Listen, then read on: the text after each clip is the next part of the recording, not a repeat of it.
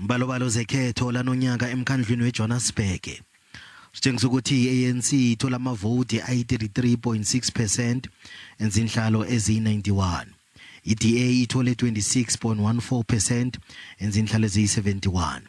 Kwathi I-ActionSA yathola 16.05% yenzinhlalo eziyi-44. Kanti i-EFF ithole 10.63% yenzinhlalo eziyi-29.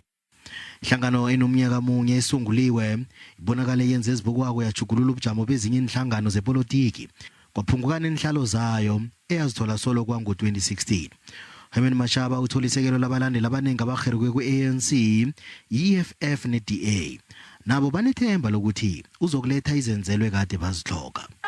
Mashaba ngokucabanga ukuthi uzoyenza sibonile tshintsha into ezininzi ngelaxesha bese kwi-DA sibonile tshintsha ne-job opportunities kulandawo khomntu isebenzayo. Nginethemba lokuthi ivote yami izotshintsha izinto eziningi because namanje ngihleli angisebenzi ngisasemncane ama-qualification nginawo angisebenzi and ngihlala endlini kagogo. Imbalo ze-ActionSA yenarheni le kilomnyaka 2021 eGauteng i-9.43%, inhlalo ziyi-78 KwaZulu-Natal i-0.92%, inhlalo ziyi-12. Kanti-ke enarheni yonke bathole 2.36%, inhlalo ziyi-90. Cozululo zepolotiki uthi kunesitshijilo eSoweto ekuyindawo lapho iANC beyinabalandeli abanengikhulu khona eminyakeni edluleko. Zakhamuza zikathabi ngezenzelwa zomphakathi.